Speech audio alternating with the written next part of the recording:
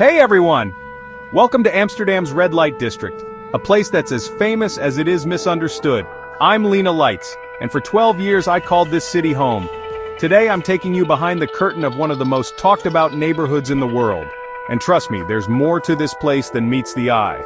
Did you know that 95% of the people walking these streets aren't even Dutch? That's right, this is a tourist hotspot, and we're about to find out why. Today, I'm diving deep into one of Amsterdam's most famous landmarks, the Red Light District, and trust me, there's a lot more to it than meets the eye. First off, let's get one thing straight. The Red Light District, or de Wallen as locals call it, is a maze of narrow streets, canals, and, of course, those famous red-lit windows. It's been a part of Amsterdam's history for centuries, and today, it's one of the city's biggest attractions. But here's the thing. Most of the people you see here aren't from the Netherlands. They're tourists, curious to see what all the fuss is about. When people think of Amsterdam, sure, they think of bicycles, tulips, and canals, but let's be honest, for most people it's the Red Light District that grabs attention. Here's a shocker for you. Did you know that 95% of the people visiting the Red Light District are not from Holland? That's right, most of the people strolling through are tourists, not locals. Today, I'm breaking down what really happens here, the myths, the history, and what most people get completely wrong. So, let's start with a little history lesson. But let's get one thing straight. The Red Light District isn't just about the windows. It's a complex, regulated industry that's been part of Amsterdam's fabric for centuries. Prostitution is legal here, and sex workers operate under strict rules to ensure their safety and well-being. It's a system that's far from perfect, but it's designed to protect those who work here. The Red Light District, or de Wallen, is one of the oldest parts of Amsterdam, dating back to the 14th century. Back then, sailors returning from long voyages would look for, well, some company. Business was booming, and over time it became a regulated industry. By the year 2000, the Netherlands made it legal for prostitutes to register as independent workers, pay taxes, and have legal protection. But even with this official setup, there's still a lot people don't understand about this place. Myth number 1, Dutch people are the biggest visitors. Nope, but let's talk about the numbers. Studies show that 95% of the people who visit the Red Light District are tourists. That's right, 95%. So why do so many visitors flock here? Well, for some it's about curiosity. For others, it's about the thrill of seeing something they can't see back home. And for a few, it's about taking part in the industry itself. The vast majority of the people wandering these streets are tourists, not locals. It's like a live-action tourist attraction where people come to stare, take photos, which is not allowed, by the way, and act surprised even though they knew exactly what they were walking into. Most of the Dutch actually avoid this area unless they work there or are showing visiting friends around. For them, it's like Times Square for New Yorkers, overcrowded, overpriced, and mostly there for tourists. And there you have it, straight from the source. The Red Light District is a global attraction, but it's not really for the locals. Myth number 2, it's just about prostitution. Another big misconception. People think the Red Light District is only about sex work. But honestly, it's also one of the most historic and cultural parts of the city.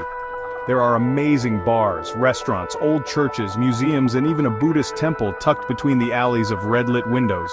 You could spend hours here without ever stepping into one of those rooms and still have a great time. But of course, many tourists can't help but walk through just to say they did, and that's totally fine, as long as they respect the workers and the space. So how does it actually work? The women, or men, rent out the small rooms with red-lit windows. They set their own prices, working hours, and have to follow strict safety regulations. Security is present, and there are even panic buttons in case of trouble. But it's not all glitz and glamour. The Red Light District has its challenges too. Issues like human trafficking, exploitation, and the stigma surrounding sex work are real concerns. That's why organizations here work tirelessly to support sex workers and advocate for their rights. The cost? Let's just say it's more expensive than most people think. A basic session starts at around €50, €100 for a few minutes, and prices go up from there. But the system is heavily regulated to protect both workers and visitors. Unlike the wild stories some tourists expect, there are rules, security, and respect involved. Alright, let's talk about the dumbest things tourists do when they visit the Red Light District. Taking photos of the workers.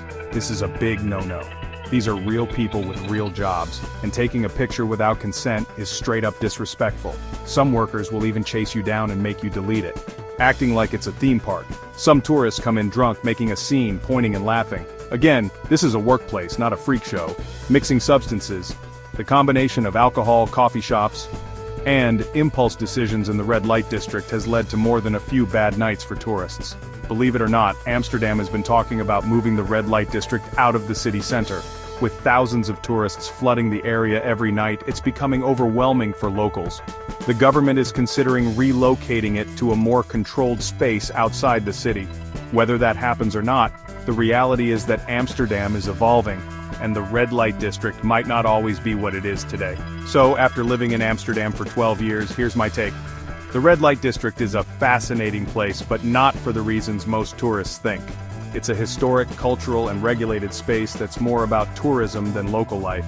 If you're in Amsterdam and hear someone mention a coffee shop, they're not talking about a place for lattes and croissants. In Amsterdam, coffee shops are legal cannabis dispensaries where you can buy and smoke marijuana. What you need to know before visiting cannabis is legal, but regulated.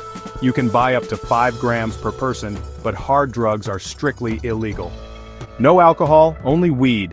Unlike bars, coffee shops don't sell alcohol, but they do offer coffee, tea, and snacks.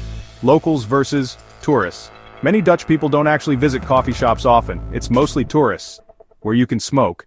Smoking inside the shop is usually allowed, but smoking in public spaces is becoming more restricted. ID check. You must be 18 plus to enter, and some shops may ask for ID. Famous coffee shops in Amsterdam. The Bulldog, one of the oldest and most tourist-friendly coffee shops. Greenhouse, popular among celebrities and known for high-quality strains. Gray Area, small but legendary, with a cult following among cannabis lovers. Bora Jongens, stylish and professional, offering a modern take on coffee shop culture.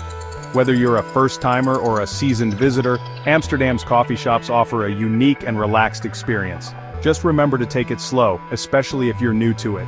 What do you think? Would you visit just to see it, or would you avoid it? Drop your thoughts in the comments. And don't forget to like, subscribe, and hit that notification bell for more deep dives into the world's most misunderstood places.